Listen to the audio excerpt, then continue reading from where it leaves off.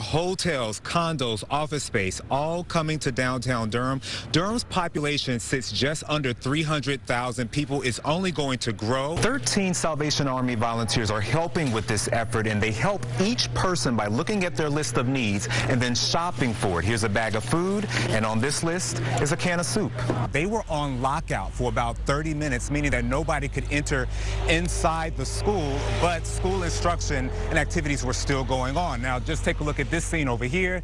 You can see that the focus is on this Toyota Camry. Thomas Baker says he was sitting at his patio when he says that a vehicle drove by and the person inside of that vehicle began shooting. Police have a very busy night ahead of them. They are trying to determine the circumstances and the motive surrounding this stabbing. They do have someone in custody, but they haven't interviewed that person yet, so nobody has been charged. He is a father of 4. He doesn't live in McDougal Terrace, according to family members. He was just visiting family members here. And this is the activity right now. You see family members and some neighbors on the other side of the tape. Let me show you what police say happened here. Police say that overnight someone threw a bottle through this window. Of course, it crashed and then it exploded. And look on the inside of this office. Every single wall burned. This document here explains the complaint the Republican Party has against Governor Roy Cooper. They want him investigated for campaign finance and ethics violations. Not a lot of drivers, a lot of walkers, and this is what's helping them. Look at all this salt here on the sidewalk. Police are still working to find out if Timberlake is connected to all of these robberies. If he's not, then we really don't know why he led police on a chase. We checked his record. It's clean. The suspect is still in the hospital at this hour, and we are waiting for the 911 calls to be released. Hopefully, they provide some context as to what happened inside that apartment. There were a lot of tears shed during the vigil for Shakia Gay, a Food Lion store clerk gunned down, police say, by a bitter ex-boyfriend.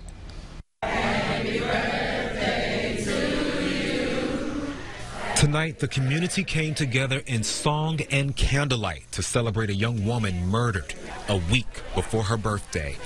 Today, Shakia Gay would have turned 24 years old. A somber dance set the tone for what would have been her special day. Instead, it brought tears to everyone's eyes. Henderson police arrested her ex-boyfriend of 2 years, Marcus Hargrove. The suspect turned himself in on charges of murder. Despite Gay's restraining order against Hargrove, investigators say he showed up to her job here at Food Lion, pulled out a gun, and shot her in the head while she was on break. Gay's aunt Barbara tells me she was on the phone with Shakia during the attack. And I was saying, Kia, can you hear me, Kia? What's going on? And I never heard any response. I just heard screams. And I felt helpless because I was at home and I didn't have no transportation or anything to go see what was going on with her or anything. Amen. Tonight at the vigil, survivors of domestic violence and their families called on Governor Roy Cooper to include them in a task force to stop the abuse. So our voice can be heard. Until that happens, Gay's mother, Angela, urging silent victims to get help. This is too much. It's too much. Something has to be done.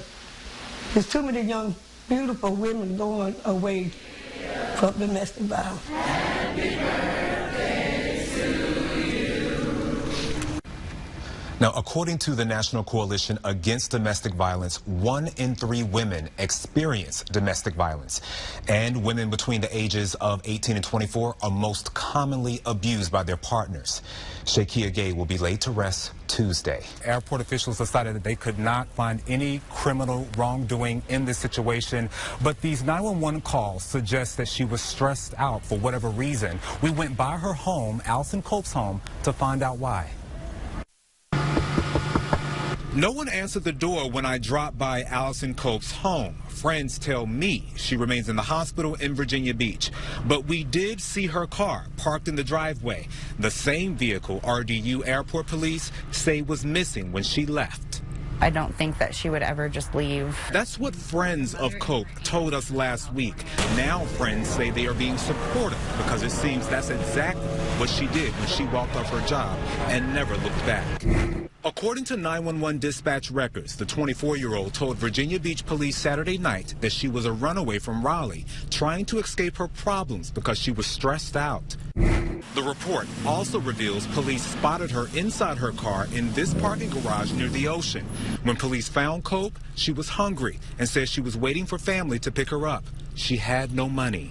Cope left her purse behind at her Starbucks job at RDU Airport and then drove more than 100 miles northeast to Virginia Beach. Today's revelation is shocking many folks who followed this story from the beginning. Headlines of her disappearance garnered national attention and drew widespread concern for her safety. Multiple agencies, including the FBI, joined the search with friends and family. And then Saturday, a GoFundMe page set up with a goal of $10,000 on the same day she was found. With the page still active, this user now warning people not to donate. Now, HMS operates this Starbucks here. This is the Starbucks where Allison Cope works. So we asked her employer, Human Resources, if she still has a job here. They say that they could not comment. She has been in the business for 60 years. This viral meme just simply asked Shirley Caesar, what is she cooking for Thanksgiving? Listen to her reaction. Potatoes, tomatoes. This hip-hop beat remixed to gospel legend Shirley Caesar's voice is getting folks on social media excited about Thanksgiving. I can cook the best cabbage. Shirley Caesar says she's a pretty good cook, but didn't know a remixed song about it would go viral.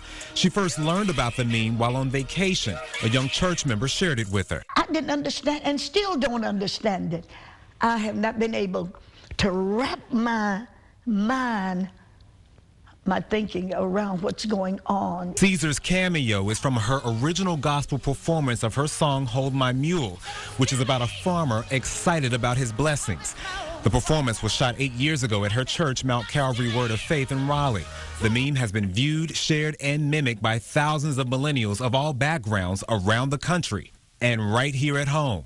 I got beef, potatoes, tomatoes, ham, lamb, hog. Caesar joined in on the spoof with Radio 1 staff and 103.9 The Light personality Jerry Smith. When we told her how many millennials and young people really are fueling this, she was humbled by that.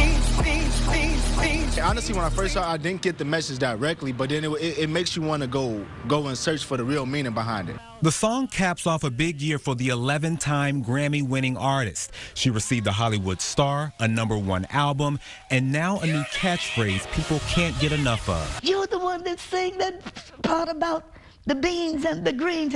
You're the one. I am just overly joyed that God has allowed me this platform to reach all of these young folks. And she is capitalizing on this. Look, she is selling Christmas sweaters with the catchphrase on there. Just today, rapper Snoop Dogg, announced that he just released a song with her voice and the catchphrase on there. So this is the gift that just keeps on giving. Joel and Anna. We are live in Raleigh. Tim Pulliam, ABC 11, Eyewitness News. Tim Pulliam, thank you. People have been catching the spirit to Shirley Caesar for years now, and it will continue with a new generation. New generation, yeah.